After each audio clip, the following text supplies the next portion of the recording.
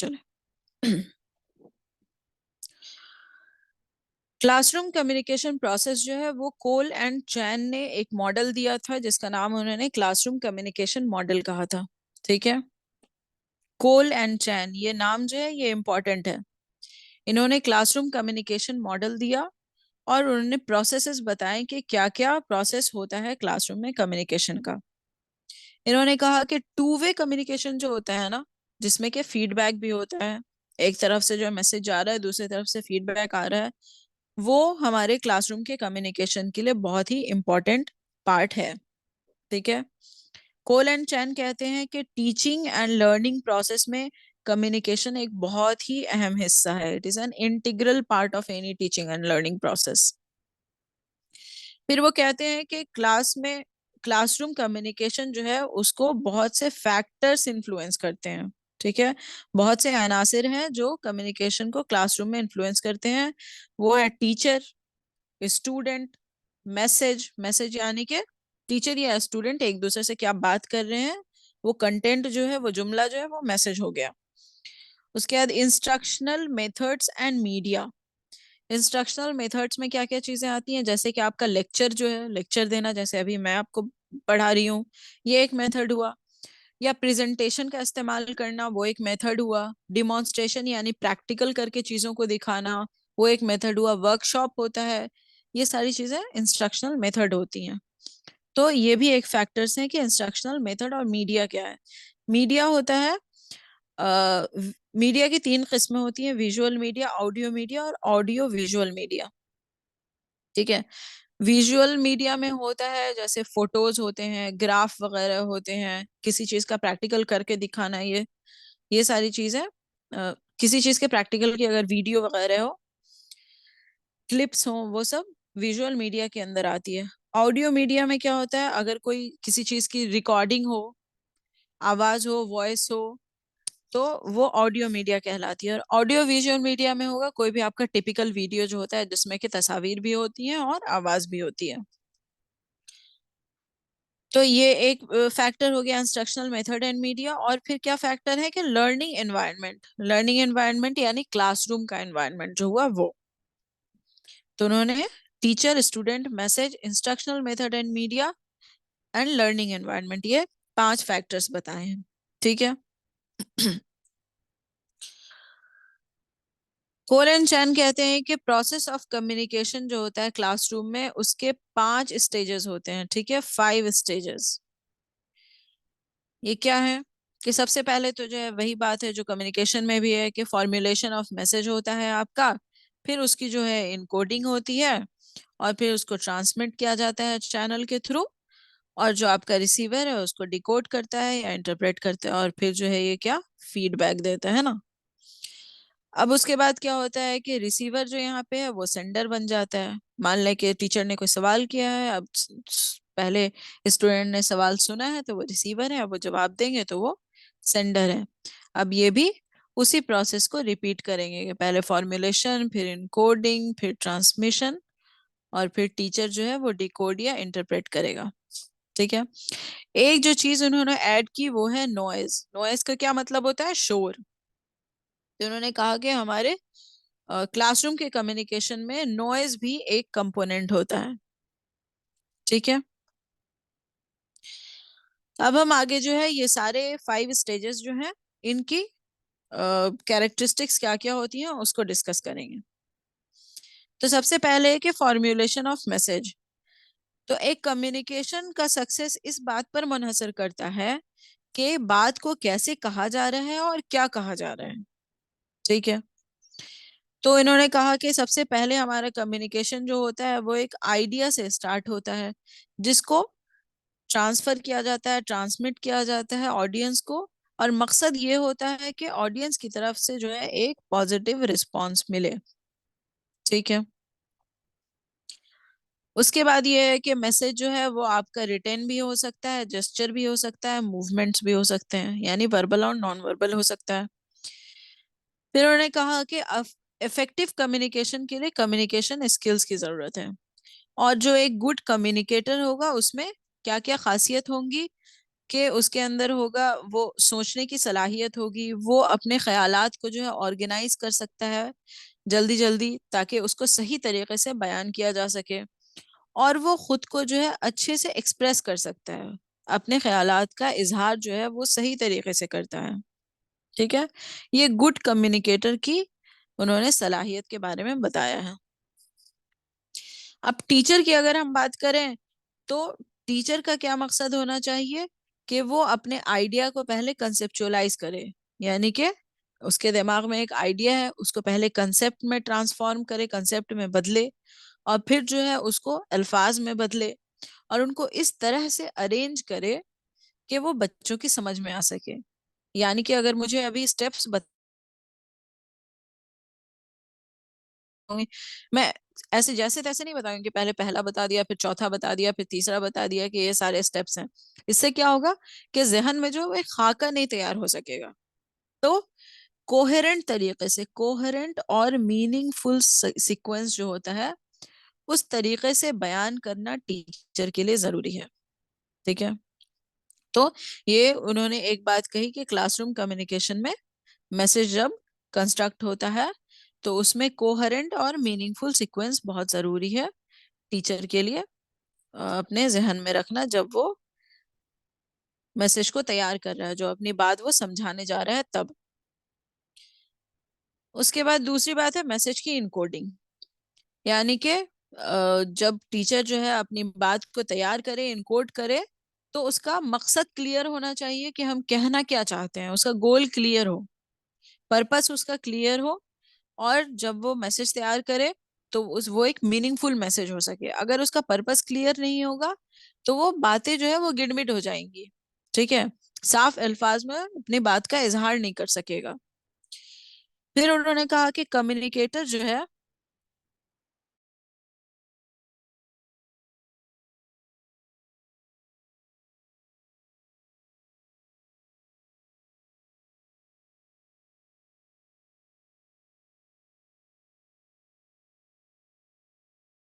या समझाना हो, या एक ऐसा स्टूडेंट है जिसको लिखने नहीं आता हो, पढ़ने नहीं आता हो, उसको लिख करके नहीं बताया जा सकता है, उसको बातों से समझाना होगा, है ना, ओरली उसको पढ़ाना होगा।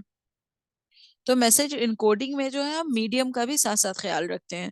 और अगर हमें लिख करके किसी चीज को बताना है तो अलग अल्फाजों का हम चयन करेंगे, और अगर जो है हमें बोल करके कुछ कहना हो तो उसमें हम अल्फाज अलग चुनेंगे। ठीक है, उसके बाद है कि ये टीचर की रिस्पॉन्सिबिलिटी है कि वो अप्रोप्रिएट सिंबल्स सेलेक्ट करें। सिंबल्स क्या, जो लैंग्वेज वो यूज कर रहा है वो ऐसे हो कि वो जो लर्नर है, जो सुनने वाला है, रिसीवर है, उसको समझ में आ सके और वो सबके लिए यकसा हो। ठीक है, मेरे को शटडाउन का ऑप्शन नहीं मिल रहा था तो ये देखो हाँ, अच्छा ऐसे रहता है कि हाँ हाँ म्यूट कर दें। यूट्यूब पे लगा देना उसको।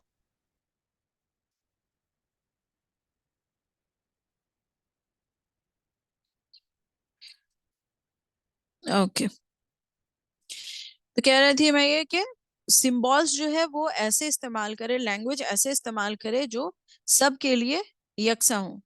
क्योंकि अ, एक क्लास में जो है मल्टीपल कल्चर के लोग हो सकते हैं, है ना, स्टूडेंट्स अलग अलग कल्चर के हो सकते हैं, वैसे हो सकते हैं जिनका लैंग्वेज बैकग्राउंड जो है वो अलग अलग हो। तो ऐसा लैंग्वेज इस्तेमाल करना, जैसे इंडिया में होता है ना कि जो सेंट्रल यूनिवर्सिटीज होती हैं जहाँ पे अलग अलग जगह के लोग आते हैं, तो वहां पर इंग्लिश लैंग्वेज का ज्यादा इस्तेमाल किया जाता है ताकि सारे लोग उस बात को समझ सकें। उसके बाद है मैसेज का ट्रांसमिशन। तो कोल एंड चैन ने कहा कि मैसेज जो ट्रांसमिट करने का हमारा चैनल होता है उसको उन्होंने एक व्हीकल कहा, एक गाड़ी होती है जो सेंडर के पास से रिसीवर के पास तक बातों को पहुंचाती है, मैसेज को पहुंचाती है। ठीक है, अब ये चैनल जो है ये रिटर्न भी हो सकता है, स्पोकन भी हो सकता है, वर्बल भी हो सकता है, नॉन वर्बल भी हो सकता है, और मास मीडिया भी हो सकता है। एक टीचर जो है वो चीजों को डिमॉन्स्ट्रेट करके भी दिखा सकता है, प्रैक्टिकल करके भी दिखा सकता है, और उसी चीज को वो बोल करके भी बता सकता है। और टीचर्स जो है वो आमतौर पर मल्टीपल मेथड्स यूज करते हैं, मल्टीपल चैनल्स यूज करते हैं, कि वो चीजों को लिख करके भी समझा रहे हैं और साथ ही साथ जो है वो प्रैक्टिकल करके भी बोल रहे हैं और बातों से भी समझा रहे हैं। ठीक है। उसके बाद है मैसेज डिकोडिंग एंड इंटरप्रिटेशन, जो कि रिसीवर या स्टूडेंट्स ने करनी है। तो यहाँ पे कहते हैं कि language does not have meaning in itself. Language के पास अपना कोई माना नहीं है, बल्कि इसमें पोटेंशियल है मीनिंग की। यानी कि रिसीवर जो बात को सुन रहा है वो अपनी तरफ से उसमें माना डालेगा। लैंग्वेज का अपना कोई माना नहीं है, बल्कि रिसीवर उसमें माना डालता है। और उसके बाद उन्होंने कहा कि अगर रिसीवर का बैकग्राउंड इंफॉर्मेशन जो है, यानी कि उसकी जो नॉलेज है, प्रायर एक्सपीरियंसेस है, वो फेमिलियर हो, उसकी जान पहचान हो उस लैंग्वेज से जिसमें कि मैसेज आ रहा है, तो उसके लिए डिकोड करना आसान हो जाता है। यानी कि अगर एक स्टूडेंट ऐसा है जिसको अंग्रेजी समझ में आती हो और मैसेज भी अंग्रेजी में हो, तो उसके लिए डिकोड करना आसान हो जाता है। लेकिन अगर किसी को अंग्रेजी नहीं समझ में आ रही हो और टीचर अंग्रेजी में पढ़ा रहा हो, तो उसके लिए उसको समझना, इंटरप्रेट करना, कॉम्प्रिहेंड करना या डिकोड करना मुश्किल हो जाएगा। ठीक है। उसके बाद अगली चीज है वो है फीडबैक एंड इवेल्युएशन। तो फीडबैक इज द रिस्पॉन्स और acknowledgement of the receiver to communicator's message. यानी कि रिसीवर जो है वो एतराफ करता है सेंडर को कि मैंने आपकी बात सुन ली है या समझ ली है। और मैसेज का एक्सचेंज जो है तभी पॉसिबल होगा जब रिसीवर रिस्पॉन्ड करेगा। अगर फीडबैक मिलेगा तो मैसेज का एक्सचेंज जो है वो आसान होगा और पॉसिबल होगा। अब देखें, यहाँ पे कहा गया है कि स्किल्ड टीचर जो होते हैं वो फीडबैक को कंट्रोल करते हैं। यानी कि ताकि बातचीत क्लास में ज्यादा ना हो, खामखा का इंटरफेरेंस ना हो, इसलिए उन्हें जितना जवाब चाहिए उतना से सवाल करते हैं और फिर दूसरों को खामोश कर देते हैं। इससे क्या होता है कि कम्युनिकेशन का प्रोसेस जो होता है वो स्मूथली चलता रहता है। ठीक है।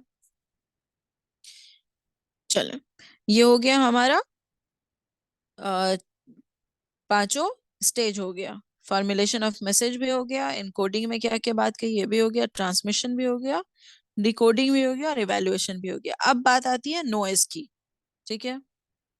नॉइज के बारे में क्या कहा कोलन चैन ने कि नॉइज जो होते हैं वो इंटरप्शन होते हैं, वो रुकावट पैदा करते हैं आपके इफेक्टिव कम्युनिकेशन में, या कम्युनिकेशन में रुकावट पैदा करते हैं जिसकी वजह से वो इफेक्टिव नहीं हो पाता है। आगे जब हम कम्युनिकेशन बैरियर के बारे में पढ़ेंगे ना, तो हम देखेंगे कि नॉइस को ही फिजिकल बैरियर भी कहा गया है कम्युनिकेशन का। ठीक है। नॉइस क्या हो सकता है? वो इन्वायरमेंट से आने वाली चीजें, आवाज या कुछ भी। नॉइस के एग्जांपल्स हैं कि रोड साइड से जो है आपको हॉर्न की आवाज, गाड़ी चलने की आवाज, लोगों की आवाज आ रही है, वो है। क्लासरूम में जो है स्टूडेंट्स बैठ के बातें कर रहे हैं, आपस में गप्पे कर रहे हैं, चैटरिंग ऑफ इंडिविजुअल जो है वो आपका नॉइज हो जाता है। अच्छा, और क्या हो सकता है? पुअर हैंडराइटिंग, यानी कि अगर किसी ने गंदी हैंडराइटिंग में लिखा हो, चाहे वो टीचर हो या स्टूडेंट हो, तो वो भी नॉइज कहलाएगी।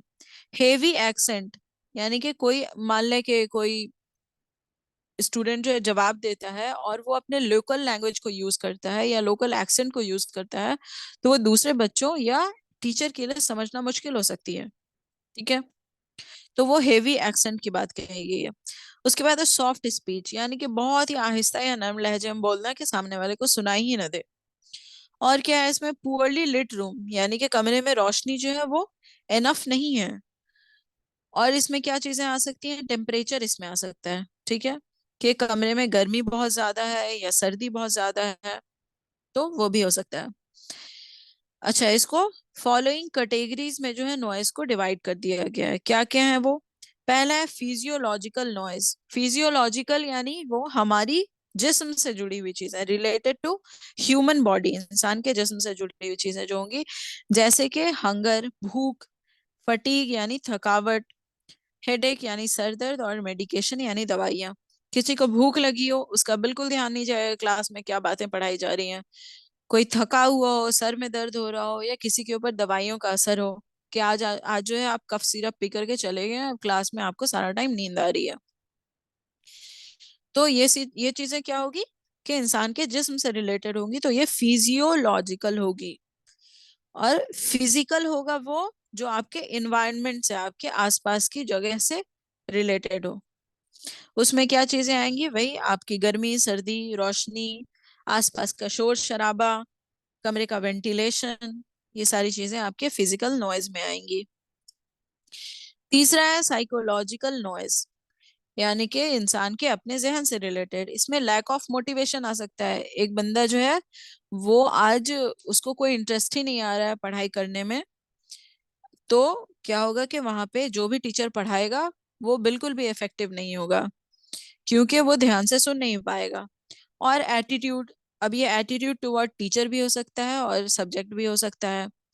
यानी कि जो पेपर पढ़ाया जा रहा है, जो सब्जेक्ट पढ़ाया जा रहा है, उसमें बिल्कुल भी इंटरेस्ट नहीं आ रहा हो, या टीचर जो है उसको स्टूडेंट पसंद नहीं करता हो। तो इस तरह की जहनियत जो होती है निगेटिव, उसकी वजह से जो है क्लासरूम कम्युनिकेशन में मसला आ सकता है। ठीक है, ये हो गया साइकोलॉजिकल नॉइज। उसके बाद सिमेंटिक नॉइज। सिमेंटिक मतलब होता है किसी भी चीज के माना से रिलेटेड बातें। तो सिमेंटिक नॉइज की के अंदर क्या आएगा? किसी लफ्ज की या लैंग्वेज की वजह से जो प्रॉब्लम होती है वो आएगी सिमेंटिक नॉइज के अंदर। कि टीचर जो है वो बहुत ही ज्यादा टेक्निकल टर्म्स यूज करे। अगर अंग्रेजी बोल रहा है तो बिल्कुल मुश्किल मुश्किल अंग्रेजी बोले कि वो बच्चों की समझ में ही ना आए, तो वो सिमेंटिक नॉइज हो जाएगा। ठीक है, ये हमने फिजिकल बैरियर या नॉइज समझ लिया, जिसमें चार चीजें हैं: फिजियोलॉजिकल, फिजिकल, साइकोलॉजिकल और सिमेंटिक। ये हो गया आपका प्रोसेस पूरा क्लासरूम कम्युनिकेशन का। अब उन्होंने क्या कहा है कि कुछ प्रिंसिपल्स हैं इफेक्टिव क्लासरूम कम्युनिकेशन के। जो उन्होंने 5 फैक्टर बताए थे, teacher, student, message, instruction, method और लर्निंग एनवायरनमेंट, उससे रिलेटेड चंद प्रिंसिपल है कि क्या उनकी क्वालिटीज और कैरेक्टरिस्टिक्स होनी चाहिए। तो सबसे पहले होगा प्रिंसिपल्स ऑफ टीचर्स, यानी कि टीचर की क्वालिटी क्या क्या होनी चाहिए। उसमें पहला है कि develop a realistic self concept and a perception about surrounding. यानी कि एक टीचर जो है उसको अपनी खूबियों और खामियों का अंदाजा होना चाहिए, कि मेरी क्या खामियां हैं, हम उसको बेहतर बनाने की कोशिश करें, और मेरी क्या खूबियां हैं, हम उसका ज्यादा से ज्यादा इस्तेमाल करें। तो उसका जो सेल्फ कॉन्सेप्ट हो अपने बारे में, जो नजरिया हो टीचर का, वो रियलिस्टिक हो। वो ये ना सोचे कि नहीं नहीं मुझ में तो ये खामी है ही नहीं। इससे क्या होगा कि क्लासरूम में प्रॉब्लम आएगी उसको पढ़ाने में, अगर वो अपनी खामियों को कंसीडर नहीं करेगा तो। ठीक है, तो एक्सेप्टेंस ऑफ रियलिटी जरूरी है। एक्सेप्टेंस ऑफ रियलिटी यहाँ पे बहुत जरूरी है, about one's strength and weakness. और effort to realise one's potential, यानी कि आपके अंदर क्या खूबियां हैं, क्या आपकी पोटेंशियल है, उसको समझने की ज्यादा कोशिश करे टीचर। इसी पे अगली बात है कि develop proficiency in the subject matter. यानी कि टीचर को ये कोशिश करनी चाहिए कि उसका जो पेपर है, उसका जो सब्जेक्ट है, उसमें वो हमेशा अपडेटेड रहे। जो भी नई इंफॉर्मेशन आ रही है उसको सीखता रहे। तो वो कैसे करेगा? वो शॉर्ट टर्म कोर्सेज जो है उसमें पार्टिसिपेट कर सकता है, और वो वर्कशॉप कर सकता है, वो उसके सीनियर और कलीग्स जो हैं उनके साथ जो है वो मीटिंग कर सकता है।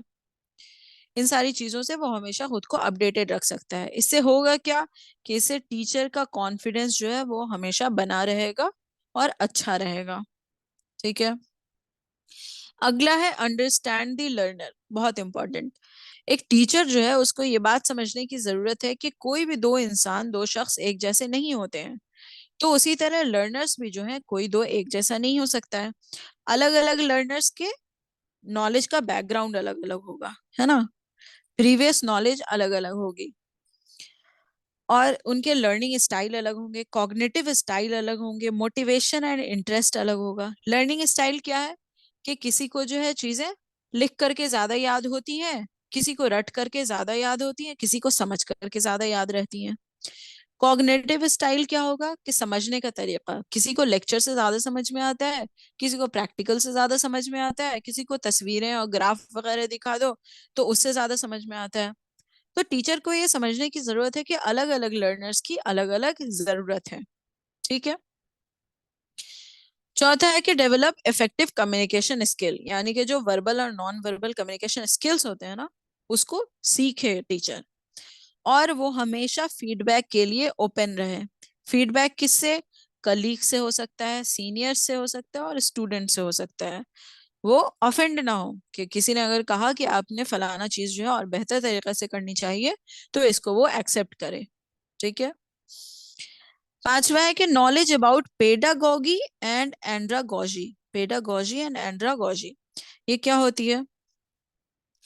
जो प्राइमरी स्कूल और हाई स्कूल होते हैं ना, वहां पे टीचिंग की जो प्लान और स्ट्रेटजीज वगैरह होती हैं, उसकी एक स्टडी होती है कि किस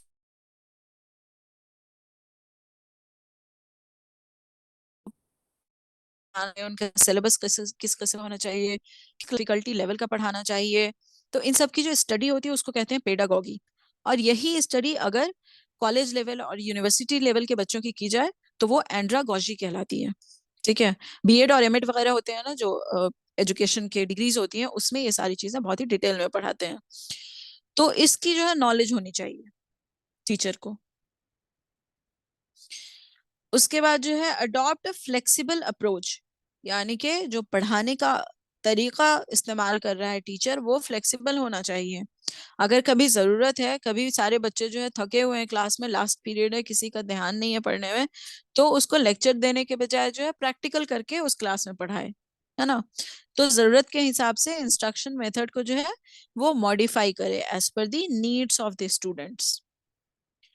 आखिर है कि बीइंग ऑब्जेक्टिव एंड अनबायस्ड, यानी कि टीचर जो है सारे स्टूडेंट्स को बराबर नजर से देखे। अगर मुख्तलिफ स्टूडेंट है, मुख्तलिफ जेंडर के, कास्ट के, क्रीड के बच्चे हैं, अगर लड़के और लड़कियां हैं, तो ऐसा नहीं कि किसी एक को तरजीह दे रहे हैं, लड़कों को तरजीह दे रहे हैं या लड़कियों को तरजीह दे रहे हैं। और ऐसा ही वो किसी कास्ट या क्रीड यानी कि ग्रुप्स जो होते हैं ना, उसके बिना पर, तो वो बायस ना हो, दो नजर ना हो। तो ये हो गई टीचर्स की क्वालिटीज कि क्या क्या टीचर में क्वालिटी होनी चाहिए। अगला है कि मैसेज डिजाइन। मैसेज की क्या क्या कैरेक्टरिस्टिक्स होनी चाहिए।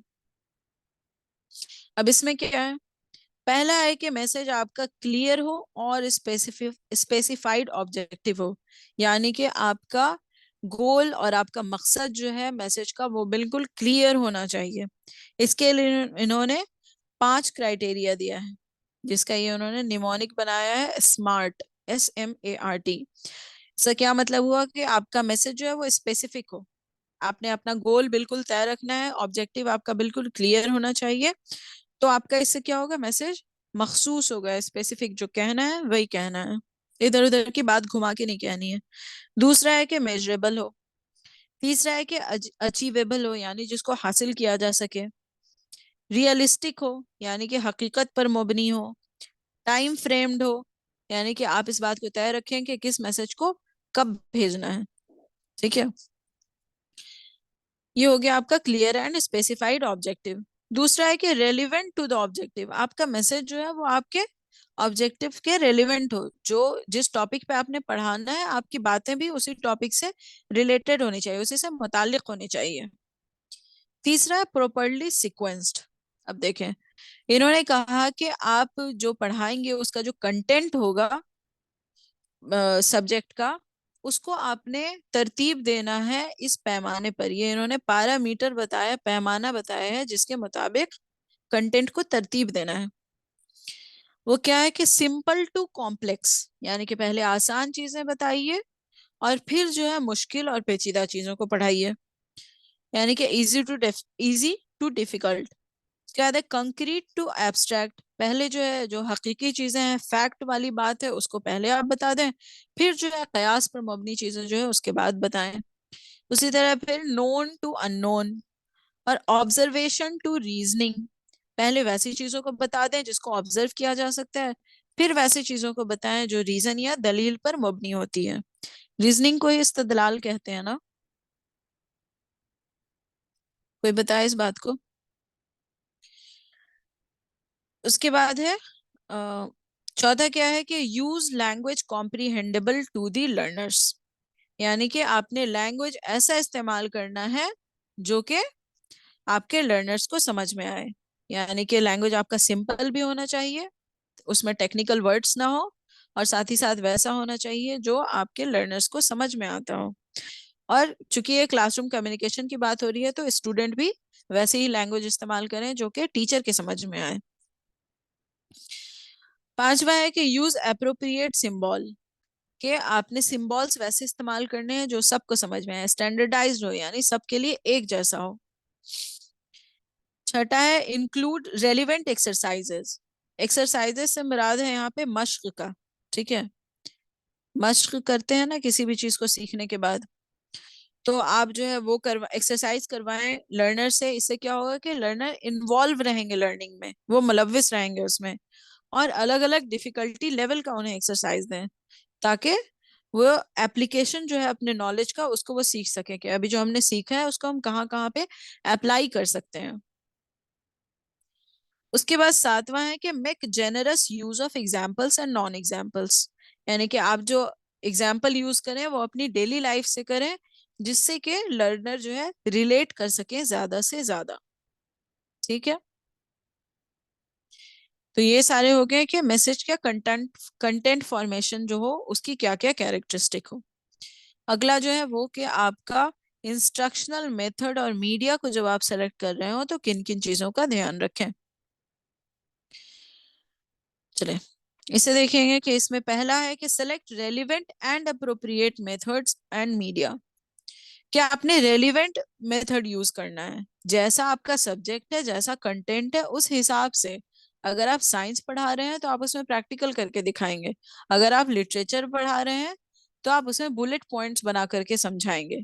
ठीक है, इसमें आपको जो है, जब आप मेथड को अपने सेलेक्ट कर रहे हो तो आपको किन किन चीज का ध्यान रखना है। आपको अपने ऑब्जेक्टिव का ध्यान रखना है कि मेरा मकसद क्या है। कंटेंट का ध्यान रखना है कि मेरे पास कंटेंट क्या क्या है जो कि हमको आज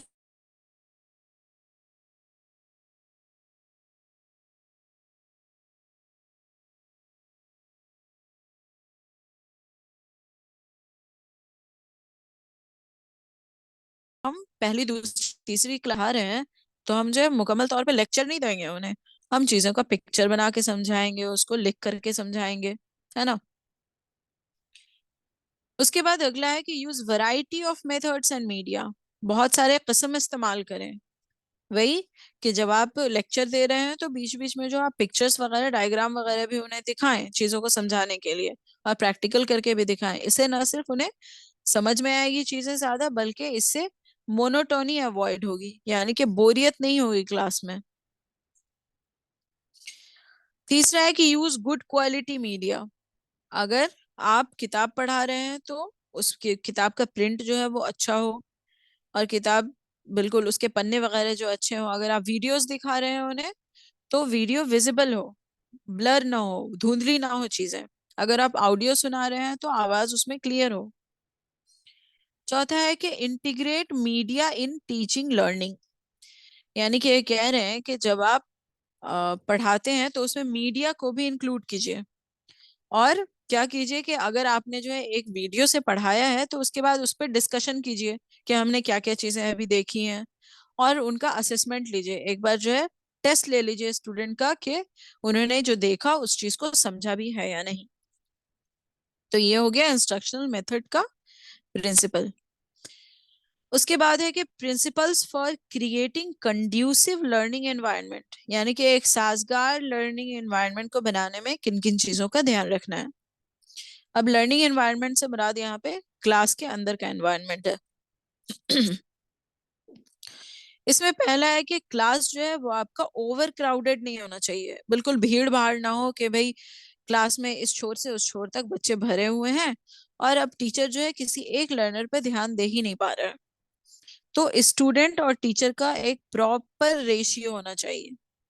ठीक है, दूसरा है कि इंश्योर प्रॉपर सीटिंग अरेंजमेंट, यानी कि बच्चे जो बैठे हैं तो वो इतने करीब गिटमिट होकर के ना बैठे कि बिल्कुल जो है आपस में गुनगुन बातें ही किए जा रहे हो और पढ़ाई पर ध्यान ही ना दें, और इतना दूर दूर भी ना बैठे कि वो एक दूसरे से ना बात कर सकते हो, बल्कि टीचर से और स्टूडेंट का आपस में डिस्टेंस ऐसा हो कि वो टीचर से भी ठीक से बात कर सके और एक दूसरे से भी ठीक से बात कर सके। कंफर्टेबल और प्रॉपर कंडीशन होनी चाहिए फर्नीचर की और सिटिंग अरेंजमेंट की। और लाइटिंग और वेंटिलेशन जो है वो आपका प्रॉपर होना चाहिए।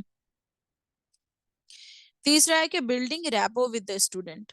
स्टूडेंट्स का साथ जो है टीचर फ्रेंडली रहे, उनकी इज्जत करें, ठीक है, और पॉजिटिव एटीट्यूड रखें। स्टूडेंट्स के बारे में ये ना सोचे कि भाई ये कामचोर हैं और ये पढ़ाई में बिल्कुल भी दिल नहीं लगाते हैं, ठीक है। उनके साथ मोहब्बत से पेश आना है, इज्जत से पेश आना है। चौथा है कि encourage cooperation and healthy competition, ठीक है, cooperation and healthy competition. Healthy competition क्या होता है कि जहां पर दो लोग एक दूसरे के मुकाबिल तो हैं, लेकिन उनका एटीट्यूड नेगेटिव नहीं है, वो एक दूसरे से नफरत नहीं करते हैं, वो गुस्सा नहीं है एक दूसरे से, बल्कि वो एक दूसरे के मुकाबिल भी हैं और चाहते हैं कि आप भी ग्रोथ करें और हम भी ग्रो करें। नॉर्मल कंपटीशन में क्या होता है कि इंसान सामने वाले को हरा करके भी जीतने की कोशिश करता है, और हेल्दी कंपटीशन में होता है कि हम भी जीते और आप भी जीते, हम आपको नीचे ना करें बल्कि खुद को ऊपर और बेहतर करने की कोशिश करें। तो क्लासरूम में ऐसी एक्टिविटीज, ऐसी ग्रुप एक्टिविटीज करवाई जाए जिससे कि ये हेल्दी कंपटीशन बढ़ सके और लोग जो है एक दूसरे की मदद करना सीखें, ठीक है। कह रहे हैं कि जो ब्राइट स्टूडेंट हैं, जो ज़हीन स्टूडेंट है, उनको कम ज़हीन स्टूडेंट के साथ जो है पेयर कर दीजिए और उनका एक ग्रुप बना दीजिए, तो एक दूसरे से वो सीख भी लेंगे। पांचवा है कि फीडबैक मैकेनिज्म, दोनों तरफ से, टीचर और स्टूडेंट दोनों की तरफ से फीडबैक मिलते रहना चाहिए। फिर है इनकरेज एक्सपेरिमेंटेशन। इसमें यह है कि जो नए आइडियाज हैं, यानी कि अगर स्टूडेंट जो है किसी कोई नया आइडिया लाता है, कोई क्रिएटिव आइडिया लाता है, तो उसको बढ़ावा दें, उसकी तारीफ करें, उसको मौका दें कि वो इस चीज को सामने रख सके। ये स्टूडेंट्स के लिए भी करें, और टीचर क्या करें कि वो ऐसे प्रॉब्लम्स दें स्टूडेंट को जिनके एक से ज्यादा सोल्यूशन होते हैं, ठीक है। क्रिएटिविटी कैसे डेवलप की जा सकती है, इसी तरह से, जैसे कि उनको कहा जाए कि डिबेट कर दिया जाए क्लास में कि अनएम्प्लॉयमेंट को या इलिटरेसी को कम करने के लिए क्या क्या उपाय सरकार कर सकती है, ठीक है। अब इसका कोई एक हल तो है नहीं, सब लोग अपने अपने आइडिया देंगे, तो इससे क्या होगी कि क्रिएटिविटी बढ़ेगी लर्नर्स के अंदर। तो इनकरेज एक्सपेरिमेंटेशन। अगला है प्रोवाइड रीइंफोर्समेंट। रीइंफोर्समेंट होता है किसी भी डिजायर्ड बिहेवियर को, यानी कि जो हम चाहते हैं आप में, मेरी ख्वाहिश है, मेरा डिजायर है कि बिहेवियर आप में हो, ये काम आप करें, तो उस चीज को बढ़ावा देने के लिए जो इनाम दिया जाता है, जो रिवॉर्ड या प्रेज किया जाता है, तारीफ की जाती है, इनाम दिया जाता है, उसको कहते हैं रीइंफोर्समेंट। अब ये जो बिहेवियर है निगेटिव और पॉजिटिव दोनों हो सकता है, यानी कि अगर एक क्रिमिनल किसी को ट्रेन कर रहा होगा तो वो चाहेगा कि किसी को हम चोरी करना सिखाएं, चोरी करना अच्छी आदत तो नहीं होती है, लेकिन वो चाहेगा कि वो बेहतरीन तरीके से चोरी कर सके, है ना। उसी तरीके से अगर एक माँ अपने बच्चे को ट्रेन कर रही होगी तो वो चाहेगी कि ये सफाई से खाना खाए, वो खाना खिलाने में उसको ट्रेन कर रही है तो वो चाहेगी कि वो साफ तरीके से खाए, वो आसपास चीजों को ना गिराए। तो ये बिहेवियर जो है ये अच्छे भी हो सकते हैं और बुरे भी हो सकते हैं, लेकिन किसी भी किस्म के बिहेवियर को अगर आपने बढ़ावा देना है, तरगीब देनी है, तो उसके लिए जो हम अवार्ड या अप्रिसिएशन देते हैं उसको रीइंफोर्समेंट कहते हैं। तो कह रहे हैं कि क्लास में जो है आप रीइंफोर्समेंट दें। अगर कोई अच्छा काम कर रहा है, कोई अपना होमवर्क करके आ रहा है, क्लास में जो है वो सुकून से बैठ रहा है, डेकोरम मेंटेन कर रहा है, तो उसको रीइंफोर्समेंट दिया जाए, ठीक है। आखिरी है कि प्रोवाइड नॉन थ्रेटनिंग एनवायरनमेंट, यानी कि बच्चे जो है, लर्नर्स जो है, वो खौफजदा ना हो अपने टीचर से। There should not be fear of punishment.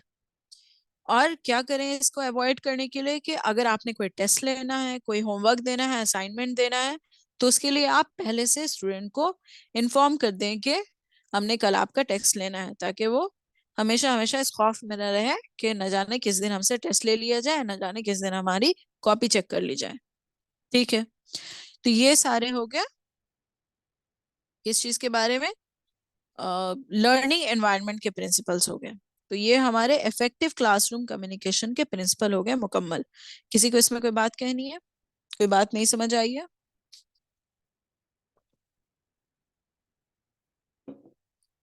चले आगे बढ़ते हैं। इसके बाद है 10 commandments of communication. Okay, 10 commandments of communication.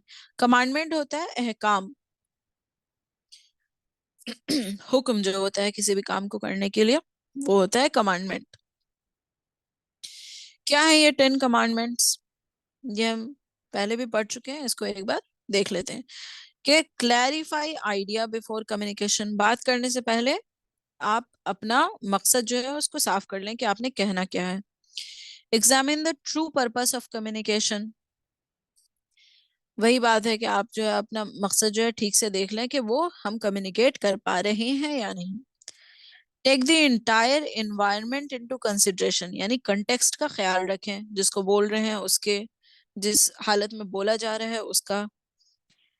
When valuable take advice from others while planning communication, जब हम कम्युनिकेशन प्लान कर रहे हैं तो दूसरों से सलाह मशवरा कर लें। और क्या है कि ओवरटोन्स और बेसिक कंटेंट ऑफ मैसेज का ख्याल रखा जाए, यानी कि जो आपकी नीयत है कहने की और जो आप अल्फाज इस्तेमाल कर रहे हैं कहने के लिए, वो मैच कर रहे हैं या नहीं, इस बात का ख्याल रखा जाए। ठीक है। क्रिस्प और क्लियर लैंग्वेज इस्तेमाल किया जाए, यानी कि प्रिसाइज जो कहना है वही, उसी का उसी वही अल्फाज इस्तेमाल किए जाए, इधर उधर की बात न की जाए। फॉलो अप ऑन कम्युनिकेशन, जो बात की है उसको मुकम्मल करें, बीच से छोड़ करके ना चले जाएं। फीडबैक जो है वो बना करके रखें, ये बात हुई इसमें। फिर है कि बी अ गुड लिसनर, आप सुकून से सुने, पूरी बात सुने, ध्यान से सुने। एग्जिबिट कॉन्ग्रुएंसी, कॉन्ग्रुएंसी कहते हैं हम आहंगी को। ठीक है, यानी कि जो अल्फाज आप इस्तेमाल कर रहे हो और जो आप बॉडी लैंग्वेज इस्तेमाल कर रहे हैं, नॉन वर्बल क्यूज, वो जो है आपस में मैच कर रहे हो। ये नहीं कि आप जो है सर से ना कह रहे हैं मुंडी हिला करके और अल्फाज इस्तेमाल कर रहे हैं हाँ का। इसके आगे हम देखेंगे कि कम्युनिकेशन बैरियर्स क्या क्या है। कम्युनिकेशन बैरियर्स को यहाँ पर 5 हिस्सों में बांटा गया है। पहला है साइकोलॉजिकल बैरियर है, और जो है इधर लिंग्विस्टिक एंड कल्चरल बैरियर्स हैं, और मैकेनिकल बैरियर्स हैं, और क्या है, और ऑर्गेनाइजेशनल बैरियर्स हैं, और फिजिकल बैरियर है। फिजिकल बैरियर जिसको हमने वहां पर नॉइज में पढ़ा है ना, नॉइज। ओके, चलिए हम पहले साइकोलॉजिकल बैरियर्स देखते हैं। साइकोलॉजिकल बैरियर में क्या क्या आता है? पहला है frame of reference. Frame of reference यानी पर्सपेक्टिव, नजरिया किसी भी चीज को देखने का। तो एक इंसान का नजरिया किन किन चीजों पर मुनहसर करता है? उसके कल्चर पर, है ना, उसके कल्चरल एनवायरनमेंट पर, कि उसका बिलीफ क्या है, उसकी तहजीब क्या है, उसके वैल्यूज क्या क्या हैं, इन सब चीजों पर। और चाइल्डहुड एक्सपीरियंस पर, यानी कि उसकी जिंदगी भर का तजुर्बा कैसा रहा है, उसके बचपन का तजुर्बा कैसा रहा है। और हेरिडिटरी पर, यानी कि विरासत पर।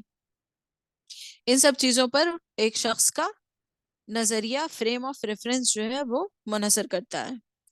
और क्या है कि फ्रेम ऑफ रेफरेंस जो है आपका, वो वक्त के साथ और तजुर्बे के साथ बदलता रहता है। और ये फ्रेम ऑफ रेफरेंस जो है वो आपके कम्युनिकेशन में बैरियर पैदा कर सकते हैं।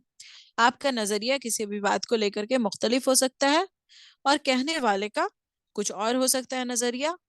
तो आप दोनों के नजरिया में फर्क होने की वजह से वो कुछ और कहे, आपके कुछ और समझे, इस बात का इम्कान रहता है। अगला जो है वो है सेल्फ इमेज। ठीक है, सेल्फ इमेज होता है नजरिया आपके खुद के बारे में। ठीक है, कि आप अपने बारे में क्या राय रखते हैं, आपकी सेल्फ कंसेप्ट क्या है।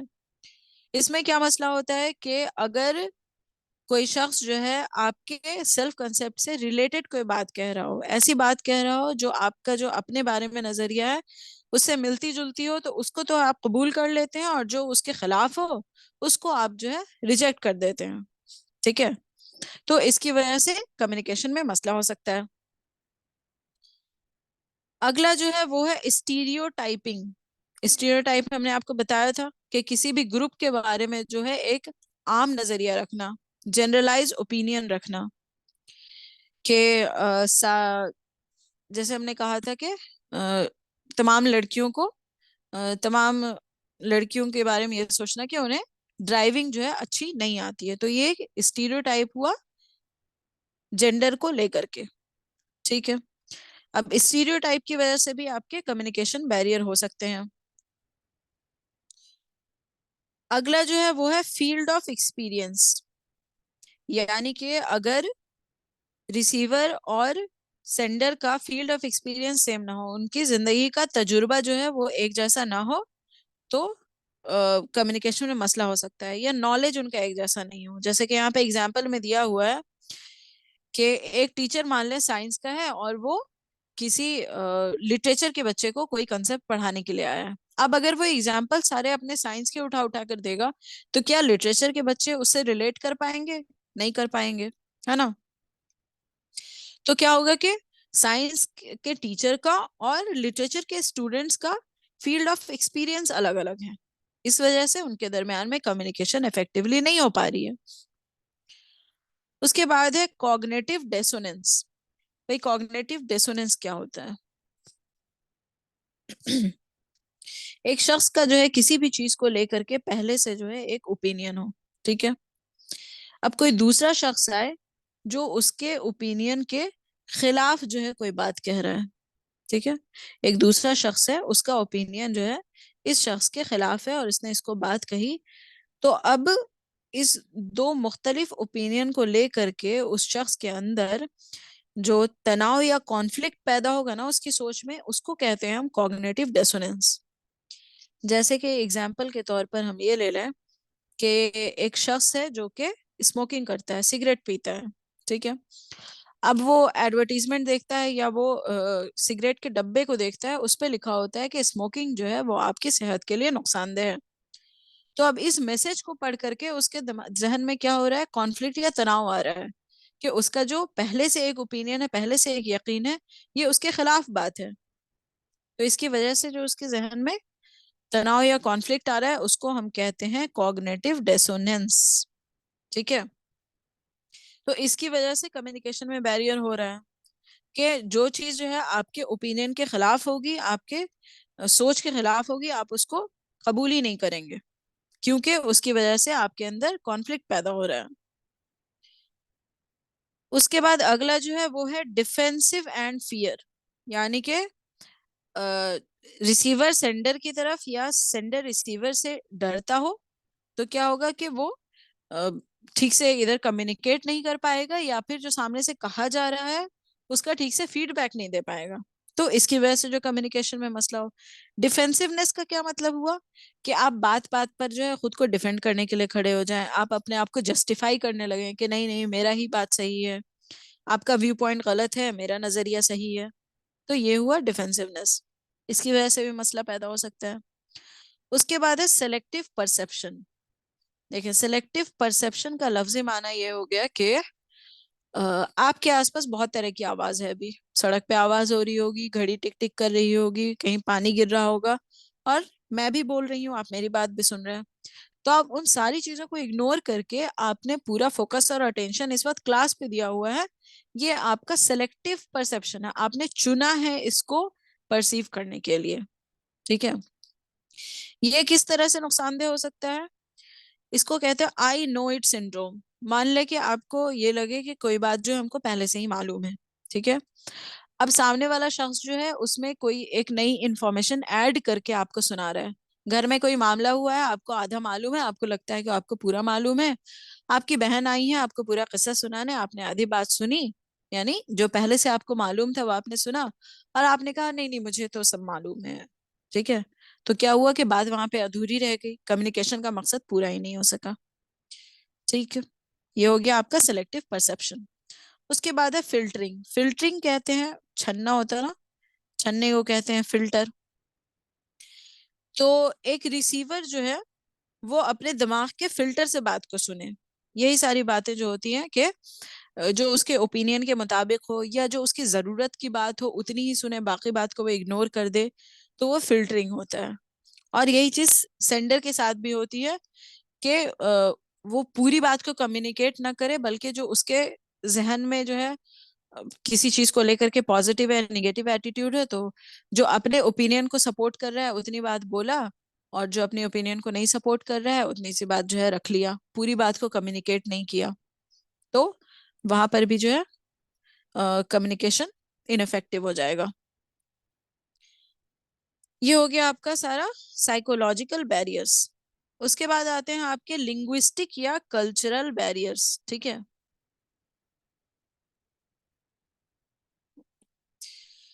ये तो हम पहले भी देख चुके हैं, जो इंटरकल्चरल बैरियर, इंटरकल्चरल कम्युनिकेशन में हमने बैरियर्स देखे थे ना, वही सारे हैं यहाँ पर।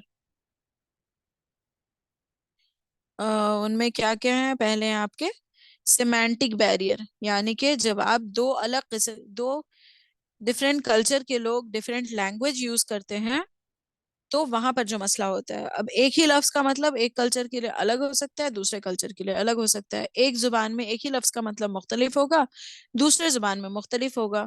कहने वाला किसी और मकसद से कह रहा है, सुनने वाला किसी और कुछ और समझ ले। तो ये चीज जो है सिमेंटिक बैरियर हो।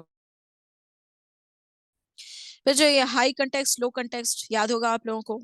हाई कंटेक्स्ट में नॉन वर्बल क्यूज ज्यादा होते हैं, कोई लो कंटेक्स्ट का इंसान सुन रहा है, उसने जो है समझा ही नहीं बात को, तो ये कल्चरल बैरियर हो जाएगा।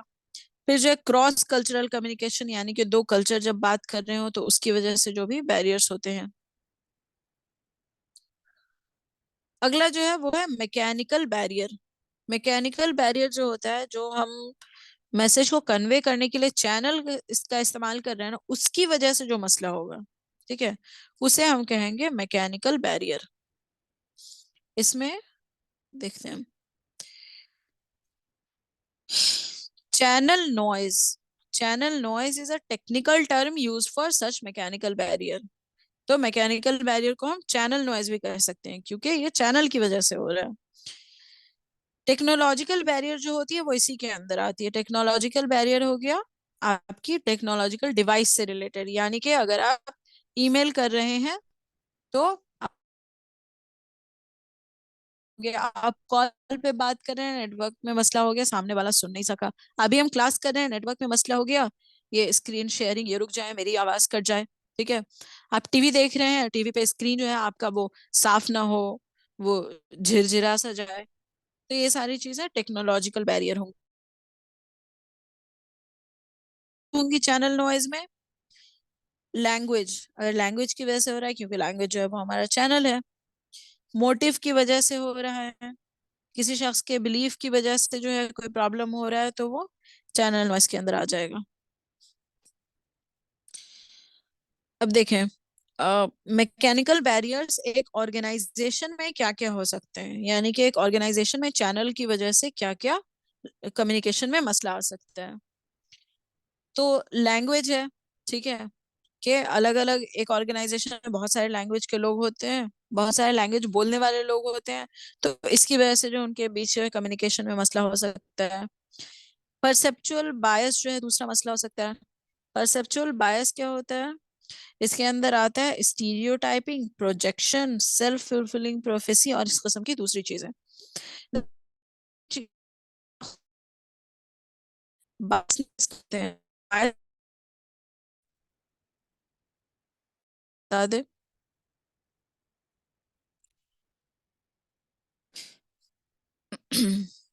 मैम अभी टेक्निकल चले बैरियर। देखें सॉरी, मैम आवाज कट रही है बहुत है। आवाज कट रही है। मैम अभी इस टाइम ठीक है।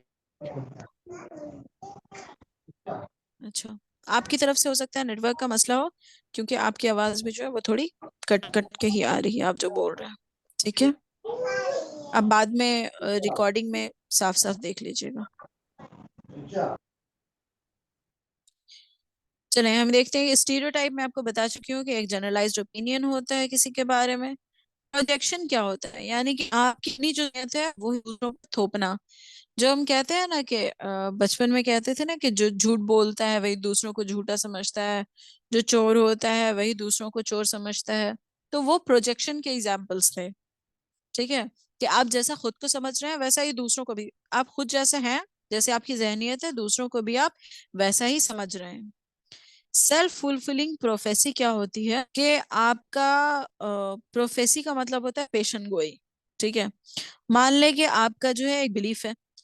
मान ले कि मैं ये समझती हूँ कि मैं ये एग्जाम जो है वो नहीं पास कर पाऊंगी, ठीक है, मैं फेल कर जाऊंगी। अब इसकी वजह से मैं क्या करूँ, मेरी जो पढ़ने की प्रोसेस है, लर्निंग प्रोसेस है, ये स्लो हो जाए, मैं पढ़ने में ध्यान न दूं, पढ़ूं ना पढ़ूं, मेरा मन ही ना लगे। अब इसकी वजह से होगा क्या, मैं तो वाकई एग्जाम में फेल कर जाऊंगी, है ना, फेल कर गई मैं एग्जाम में। अब मैं कहूंगी कि देखो, मैं ना कहती थी कि मैं फेल कर जाऊंगी। ठीक है, तो इससे क्या होगा कि आपका जो बिलीफ है वो आपके बिहेवियर को इफेक्ट कर रहा है, इन्फ्लुएंस कर रहा है, और फिर आपका बिहेवियर जो है उसकी वजह से आपका बिलीफ जो है वो और मजबूत होता जा रहा है। ये ऑर्गेनाइजेशन में कैसे होता है कि मान लो एक बॉस जो है वो एम्प्लॉय के बारे में सोचता हो कि ये शख्स जो है कामचोर है, ये मेहनत बिल्कुल भी नहीं करना चाहता है। अब वो एम्प्लॉय जो है 10 बार में से एक काम में ऐसा हुआ कि उसे किसी वजह से करने में देरी हो गई। अब वो बॉस कहेगा कि देखो, मैं ना कहता था कि ये शख्स जो है कामचोर है। ठीक है, तो वो वैसी ही चीजों पे ध्यान देगा, उसका बिहेवियर जो है अपने एम्प्लॉय पे ध्यान देने का, वो वैसे ही चीजों पे ध्यान देगा जो कि उसके बिलीफ को सपोर्ट कर रही है। अब चूंकि वो ध्यान ऐसी चीज पे दे रहा है तो उसका बिलीफ जो और मजबूत होता जा रहा है। तो ये हो गया आपका सेल्फ फुलफिलिंग प्रोफेसी। ठीक। और क्या चीज होती है ऑर्गेनाइजेशन में, इम्पर्सनल रिलेशनशिप, यानी दो शख्स का एक दूसरे के साथ जो एक्सपीरियंस है। अगर मेरा किसी के साथ झगड़ा हो जाए तो हालांकि वो शख्स अच्छा भी है, लेकिन अगर वो कभी अच्छी बात भी कहे तो मुझे उस पर गुस्सा ही आए। तो इम्पर्सनल रिलेशनशिप की वजह से, यानी दो लोगों के अपने एक्सपीरियंस की वजह से जो कम्युनिकेशन में असर होता है वो, यहाँ पे एग्जाम्पल में है कि अगर आपका सीनियर वही बात आपको कह रहा हो तो आप अलग तरीके से उसको परसीव करेंगे। अगर अगर आपका कलीग जो है उसी बात को कह रहा हो तो उसको अलग तरीके से परसीव करेंगे। और एक कल्चर डिफरेंस, ऑर्गेनाइजेशन में जो है अलग अलग कल्चर के लोग हो सकते हैं, उसकी वजह से कम्युनिकेशन में बैरियर आ सकता है। ये चंद वजूहात हैं जिसकी वजह से जो है ऑर्गेनाइजेशन में कम्युनिकेशन बैरियर हो सकते हैं। साइज है, एम्प्लॉय के दरमियान का फिजिकल डिस्टेंस है, जॉब की जो है स्पेशलाइजेशन उस पे है, ऑर्गेनाइजेशन का कल्चर है, वहाँ के रूल रेगुलेशन है, और पावर स्ट्रक्चर है और उसकी कॉम्प्लेक्सिटी है। और हो सकता है कि कम्युनिकेशन के लिए एनफ फैसिलिटी वहां पर नहीं हो। ठीक है, और जो सीनियर और जूनियर है उनके दरमियान कोऑपरेशन ना हो। ये सारी चीजों की वजह से ऑर्गेनाइजेशन में बैरियर सकते हैं कम्युनिकेशन के। फिजिकल बैरियर यानी कि नॉइज जो है वो हम देख चुके हैं कि क्या होता है। एनवायरनमेंट की इसमें, इसको इन्होंने जो है अलग अलग नाम दे दिया है कि इन्वायरमेंटल स्ट्रेस हो गया वो चीज जो हमारे इन्वायरमेंट में है, यानी कि टेम्परेचर, और यानी कि सर्दी गर्मी, और वेंटिलेशन अच्छा नहीं है, रोशनी कमरे में अच्छी नहीं, ये सारी चीजें। सब्जेक्ट स्ट्रेस यानी कि किसी शख्स से रिलेटेड जो होगा, जो कि हमने पढ़ा था वहां पे, फिजियोलॉजिकल नॉइज जो था वो हो गया आपका सब्जेक्ट स्ट्रेस। एनवायरमेंटल स्ट्रेस हो गया आपका फिजिकल। और रिसीवर्स अनफेमिलियरिटी विथ मीडियम जो है वो क्या है, सेमांटिक वाला हो गया, कि अगर रिसीवर को जो है मीडियम से फेमिलियर ही ना हो, यानी कि एक अनपढ़ शख्स को जो है आप किताब दे दें पढ़ने के लिए तो उसकी वजह से जो मसला होगा। और इसमें इन्होंने कंपीटिंग स्टिमुलस की बात कही है, यानी कि दो चार चीजें ऐसी हैं जिस जो कि आपका अटेंशन अपनी तरफ खींच रही हैं। अभी आप लेक्चर सुन रहे हैं, मान लें कि आपके इंटरेस्ट की कोई बात जो है जिसमें आपको दिलचस्पी होता हो, आपकी घर वाले आकर के आपके सामने करने लग जाएं, तो अब क्या होगा कि आपका जहन बटेगा, आप थोड़ा उधर सुनेंगे थोड़ा इधर सुनेंगे। तो वो हो गया कि दो चीजों के दरमियान जो है कंपटीशन है, ये हो गया। अब एक ऑर्गेनाइजेशन में जो बैरियर्स ऑफ कम्युनिकेशन होते हैं उससे उभरने के लिए हम क्या क्या कर सकते हैं। तो फ्लो ऑफ इंफॉर्मेशन बना रहे हैं, यानी कि लोग एक दूसरे से कम्युनिकेट करते रहें। फीडबैक जो है वो एक दूसरे को देते रहें। लैंग्वेज वो बिल्कुल सिंपल इस्तेमाल करें। लेवल ऑफ नॉलेज का ख्याल रखें जब सेंडर जो है रिसीवर से बात कर रहा हो और मैसेज को इनकोड कर रहा हो। उसके बाद है कि एक दूसरे की बात को ध्यान से सुने। ठीक है, और उसके बाद एक इमोशन को कंट्रोल करें। हो सकता है आप गुस्से में हो, आप दुखी हो, आप बहुत ज्यादा खुश हो, लेकिन आप जब बात करें तो इन सब चीजों का ख्याल रखें कि आपके इमोशन की वजह से आपका मैसेज जो है वो इन्फ्लुएंस ना हो। अपने नॉन वर्बल क्यूज और बॉडी लैंग्वेज का ख्याल रखें। ठीक है। एक बहुत अहम चीज जिसपे बहुत सवाल आता है वो है कम्युनिकेशन के 7 C's। ठीक है, 7 C's ऑफ कम्युनिकेशन। ये क्या है कि ये कुछ चेकलिस्ट है, ये कुछ चीजें हैं जिनका ख्याल रखना होता है जब हम मैसेज को कंस्ट्रक्ट कर रहे होते हैं। Checklist for making sure that communication in the form of teaching, instruction, meeting, email, conference, report और प्रेजेंटेशन इज वेल कंस्ट्रक्टेड। कहीं पे भी आप जब मैसेज कंस्ट्रक्ट कर रहे हैं तो आप अगर इन 7 चीजों का ख्याल रखेंगे तो आपका मैसेज बहुत ही बेहतरीन होगा।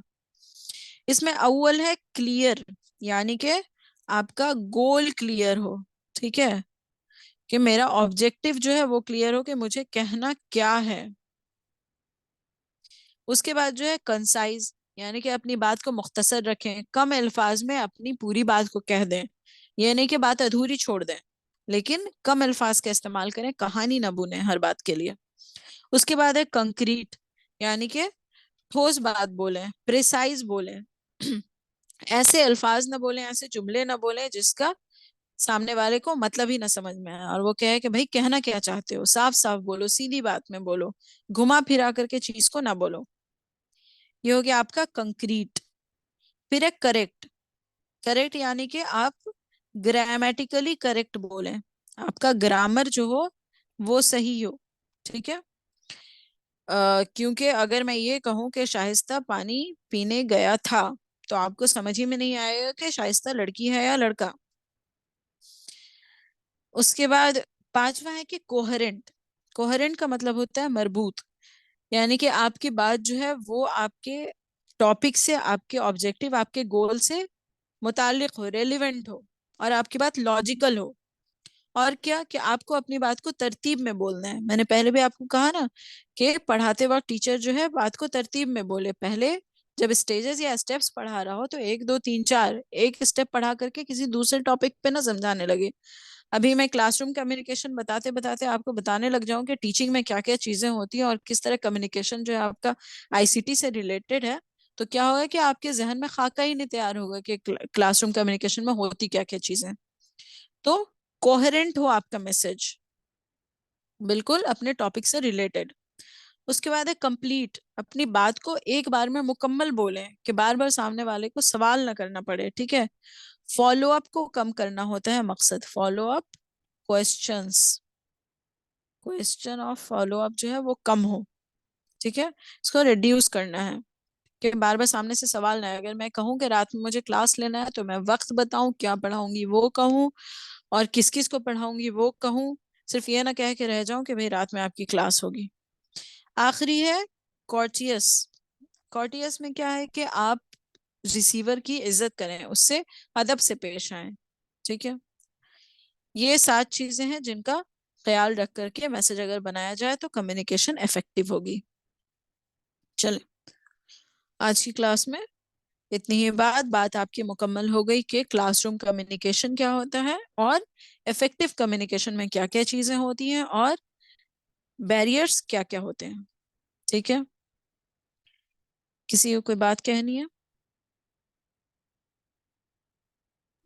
मैम किसी ने आपसे कहा था ना कि कुछ समझा ना, आपने बोला था कि मैंने नोट करके रखा है। जी जी, ओके। उन्होंने पूछा था असर्टिव के बारे में।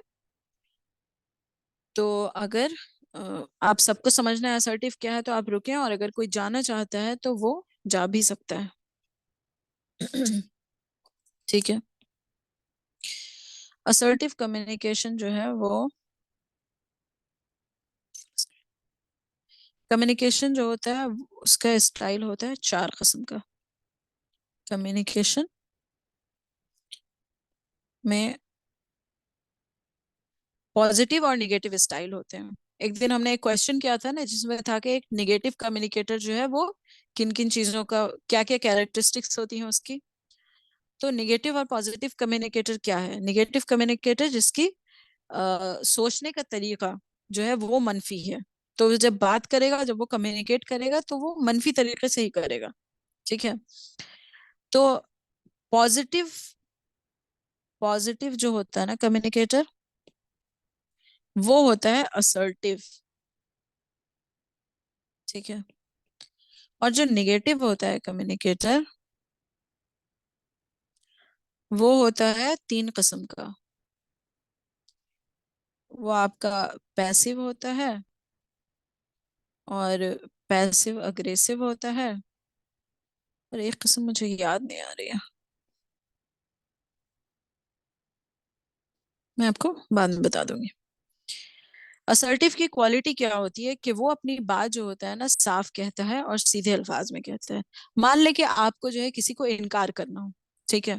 किसी ने कहा कि मान ले आपके अम्मी जान जो है, या पड़ोसी कह रहे हैं, आपके पड़ोसी ने कहा कि एक कपड़ा जो है वो आप थोड़ा सा सिल दो। आप सिलाई करते हो, उसने कहा आपसे हेल्प मांगी है कि मेरा एक कपड़ा सिल दो। आपको पढ़ाई करनी है, आपके पास वक्त नहीं है, आपको उसे इनकार करना है। आप उसे इस तरीके से भी कह सकते हो कि नहीं भाई मेरे पास इतना टाइम नहीं है, आप अपना काम खुद देख लें। ठीक है। और जो है आप क्या कर सकते हैं, और कि उनको ऐसे अल्फाज में बोले कि आप उनको इनकार भी कर दें और वो बुरा भी ना माने। ठीक है। तो उसके लिए क्या हो सकता है कि मैं बेशक आपका काम कर देती, लेकिन मसला ये है कि मुझे थोड़ी पढ़ाई करनी है, मेरा फलाना टेस्ट है, मेरी मसरूफियत की वजह से मैं आपका काम नहीं कर पाऊंगी, उम्मीद है आप बुरा नहीं मानेंगी। तो ये जो तरीका हुआ ना बोलने का, ये कहलाता है असर्टिव कम्युनिकेशन स्टाइल। ठीक है ना, असर्टिव कम्युनिकेशन स्टाइल। मुझे बताएंगे कि सवाल क्या था अमीना? जी मैम, एक हम्म। मिनट मैम, अभी बता। Being assertive in communication means the hmm. following. Hmm. An assertive statement is frank and true expression of their feelings, and hmm. an assertive statement is being transparent and unbiased. Hmm. An assertive statement means that we need to strike a balance between our needs and those of others. Hmm. Assertive communication gives confidence to the speaker. Assertive hmm. communication means offering respect to the other partners. हम्म। ठीक है। Quotes दिया ma'am, उसमें select करना है। ठीक है। अभी जो मैंने कहा, आपको क्या लगता है क्या क्या होना चाहिए इसमें? ये an assertive communication means offering respect to the other partners. बिल्कुल है ना। जी। और एक ही ऑप्शन सेलेक्ट करना है। assertive नहीं, an assertive statement is being transparent and unbiased.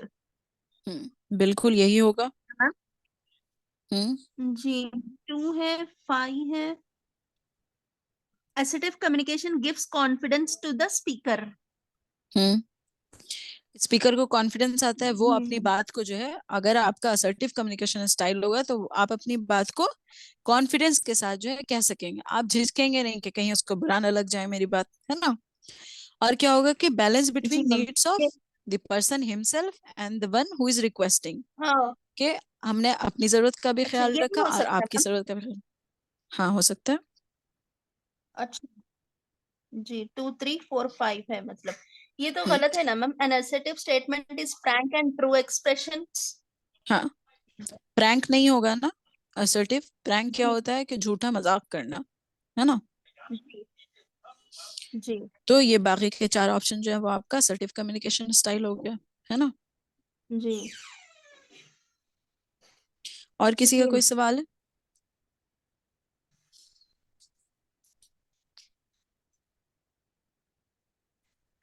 Ma'am, characteristic of message का जो स्मार्ट था, उसमें specific, measurable, achievable, realistic and time frame था। तो उसमें टाइम फ्रेम से क्या मतलब रहेगा?